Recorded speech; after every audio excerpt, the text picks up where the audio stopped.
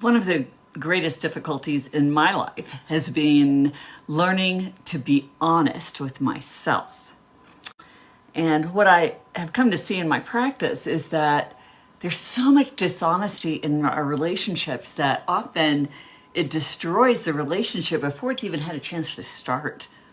And people don't even know who that person is because they've never been honest with themselves about who they are. And I know that's true of me because who I am, it's taken me a while to figure out. I'm Melody Brooke. I'm a licensed professional counselor and marriage and family therapist, and I'm a mom, a grandmom, actor, screenwriter, producer, and author, and a person like all of you taking steps to become more present, more whole, more alive, and more capable of really being all of who I am. And you know, that should not be so hard, but it is.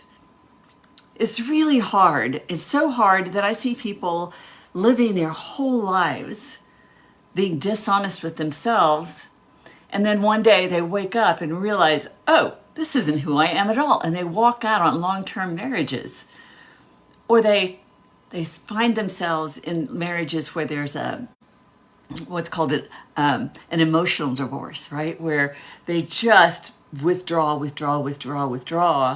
and they don't know their spouse at all. They may have been married for 20 or 30 years, maybe longer, but they don't know each other. We hide ourselves. And we hide ourselves because we feel like it's dangerous to show who we are in some way. And it's not a conscious thought. It's not like it's something we sit and contemplate that we're not going to be honest. It's so ingrained in who we are, often when we are raised, that we just pretend to be who we want other people to think that we are. Because if they think we are a certain way, then they'll like us better. They'll want us as a romantic partner. They'll want to employ us. They will want to be our friend. They will want to do things with us and spend money on us. And so we without even being consciously aware of it, pretend. And that starts in childhood. It starts when we're so young that we don't even know that we're making those choices. But it's part of what we have to do to survive in our environment that we're in. And if you came from a particularly oppressive environment or abusive environment, or one where you were not seen unless you responded the way that your parents wanted you to respond, then what would happen is that you would just learn, they would sort of form you into being who they want you to be. And you'll hear parents talking about that. You know, they want to form their children into who they want them to be. And the problem with that is when our children arrive here on the planet, they are fully formed human beings. We really don't have to form them. What we do have to do is allow them to be who they are and help them make choices within the context of who they are, so that they can have the life that they want. And I'm willing to bet most of us were not raised that way. And it's exciting to me because I'm seeing that my grandchildren are being raised more and more that way. And I'm sure my kids will make their mistakes just like I did, just like my parents did. But they're getting smarter and smarter about what those mistakes are, because there's so much more awareness now of how child development affects us as adults. You know, we have all these parts of ourselves that were formed back when we were 2, 3, 4, 5, 10 years old. And those parts are unconsciously dictating our choices. And if those parts believe that we have to look a certain way, be a certain way, say certain things, then we conform to that in order to have the things that part wanted. And the crazy thing about that is maybe that what that part wanted is not at all what you as an adult want, but it's pushing you in that direction because it believes that's in your best interest based on its experience. I know that sounds really confusing, but if you think about it, you'll find yourself going, scratching your head and like, oh my gosh, this person is just like my dad, or this person is just like my mom. How did I end up with somebody so much like them?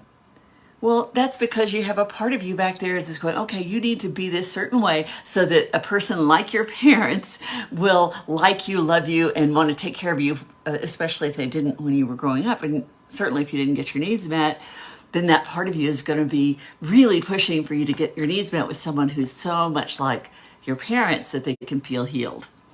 And this is something that having an awareness of is huge in the context of your relationships, but it also is just huge in your in the context of understanding yourself and how you behaved the way you did and why you behaved the way you did and why you may have lied when you didn't know that you were lying. I had this one young man whose father had been his idol his whole life. He had looked up to him, and his parents' marriage had been the model marriage. And then one day, after 40 years of marriage, 45 years of marriage, the man just walks out on his wife and his family. And I have not spoken to this person, so I don't know this for fact. But my theory is that all those years he was pretending to be something that he was not. And he met someone who he felt he could be himself with. And so he turned his back on the person that he used to be and the family that he used to have so that he could embrace who he is now. And as I was thinking about this, I was thinking about how much of that each of us do and how we end up in toxic relationships where we have pretended to be something that we're not, and then suddenly we wake up to the partner that we don't really want because they don't know who we are, and they don't even like perhaps who we really are. And it takes a while to recognize that if you're not aware that you have parts of you that make these choices for you. Learning to get to know those parts of yourself can help you to integrate all of who you are into a functional whole. And boy, is that hard to do when you don't know it exists. And getting to know, becoming aware, learning to listen inside, learning to get to know those different parts of yourself, that can really transform your life to where you are unrecognizable, perhaps, to who you were. Perhaps, I mean, like I look back at my 20s and who I was in my 20s. I was just talking about that this morning. That's an unrecognizable me as I look back. And looking back at the person I was when I married my twins' dad, unrecognizable me. And I realized it's because I did not know how to listen and be aware of and conscious of the parts of me that really didn't want the things that they wanted, that really didn't want the life that we were choosing to live, but we felt compelled to do that.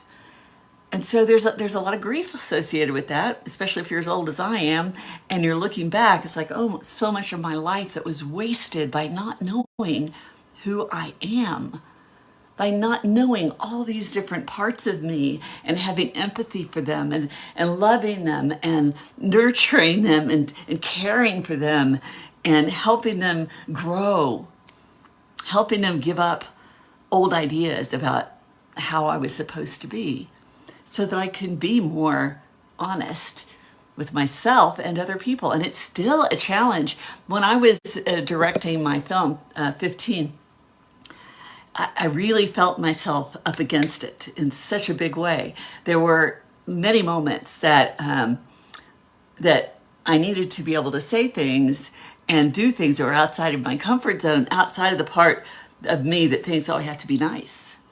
And you can't be nice and be a director because I'm not saying you have to be rude, but you don't have that niceness that is false, that just accepts everything, because your film will be crap if you do that. And in fact, your life will be crap if you do that. And it's taken me a long time to figure that out. It's like I wish I had figured this out when I was young, and I'm hoping that maybe I'm talking to some younger people here to understand the necessity of getting to know yourself so that you don't have to spend your life going backwards and going, oh my gosh, look at the way I was. It was so not true to me.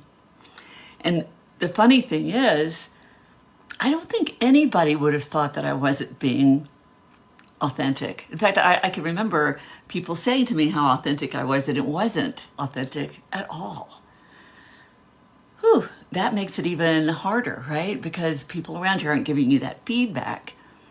And having the courage to confront the parts of yourself that you deliberately and consciously, when you were very, very young, decided to shove down so that you wouldn't have to feel those things.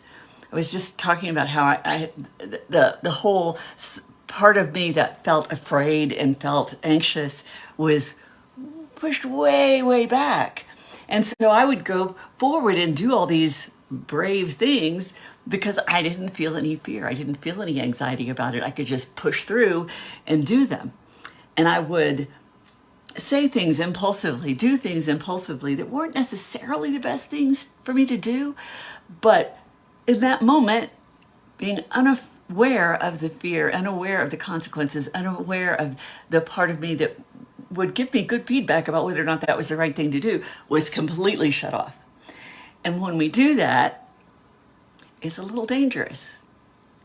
Now, I also see that I have been able to accomplish a lot because of that. I've been brave enough to do a lot of things that people say they want to do but don't find the courage to do, like writing the book, making a movie, singing in public, acting on film, directing, all those things that had I been fully conscious of all that fear and anxiety, I might not have done. And yet, I also know that it's important to know all the different parts of me so that I'm a whole person and not just split into these different parts that manage different areas of my life so that I can look like I'm an authentic, present person. That's not being authentic. That's not being present. And I want to be an honest person with myself before anyone else. And when we go into relationships where we're unable to be fully honest with ourselves, we're setting ourselves up. We're setting ourselves up for a disaster. And we're setting the other person up for a disaster. Because we are, in effect, being controlling of the other person because we're controlling their responses to us. We're controlling how they see us. We're controlling the information they have about us so that we can have the kind of relationship that we think we want. But in fact, it's never going to be the thing that we most need. The only way we can get to that is by being willing to be honest. What I like, what I don't like, who I am, what I want to do, what I don't want to do, what makes me comfortable, what makes me uncomfortable, all of that, embracing all of it and accepting and loving all these different parts of myself and recognizing that they all make me who I am, and I don't have to deny any of them because they're all part of me. And embracing them all, loving them all, and allowing them all to be present in my life. There's parts of me that are really scared by that. But then there are other parts of me that are like, yes, this is where we got to go. And then there's myself, who just is tickled pink by all of them because they're all wonderful. They're all delightful. They're all brave, and they're all creative and powerful. And I'm seeing that now in a way I've never seen those parts of me before. And I invite all of you to be curious about what parts of yourself that you haven't been honest with yourself about so that you can get to know them a little at a time. And want to emphasize that, a little at a time, so you don't overwhelm yourself or them, so that you can begin to be more sincerely honest about your life, your choices, what you want and what you don't want. It's just tragic when I see people who have discarded parts of themselves that are really huge and important and valuable because they're afraid. They're afraid that they won't be loved. They're afraid that their relationship won't survive it. They're afraid that that they won't be seen in the light they want to be seen in. There's all kinds of fears that keep us in that box of who we think we're supposed to be that isn't honest. And I've had a few friends in my life who I knew I could trust. I knew I could trust to always speak their minds. And I really and truly admire those people and know that that is a potential inside of me that I have to develop, where I am able to do that. I mean, then there are times, I do have parts that can do that, but they get overruled a lot. So learning to allow and embrace all those parts of me so that I can speak truths, so that I can protect myself, so that I can get the things that I really honestly want and need. That's how you develop that intimate honesty within yourself. Because then, and only then, can you start to do it with anyone else. You have to embrace it within yourself before you can speak it to anyone else. Does that make sense? I see you're here, Christy. I don't know who else might be here. Who else is here? Well, I don't know. But anyway, hi, Christy. Yeah, and I know you have seen me through various stages of me as well, and different aspects of me that were not as honest as they could have been, but it was all they could do at the time. That was all I could do at the time. It was what was required at the time. And now it's just so much fun to explore and find these missing parts of myself and bring them back on board, so I can be more honest and happier. I'm Melody Brooke. I'm a licensed professional counselor. I'm a marriage and family therapist. I'm a mom, grandma, and you can find out more about me at melodybrooke.com. You can also see my films at melodybrookefilms.com. You can see some of my short films and links to how to see my other films. And I'm here every Tuesday at 4 p.m. Central Standard Time. And this is going to be a challenge for me when I go to Europe, which I'm leaving the end of this month. And I will be actually traveling on that Tuesday, which is November 1st. But I'll still sort of be on this continent's time zone, so I'll probably be able to do one then. And then we'll see. I may have to post them ahead of time and then, load them up later so that they show up not so live. But anyway, thanks for watching, and I will be here on Tuesdays, every one if I can, at 4 p.m. Bye.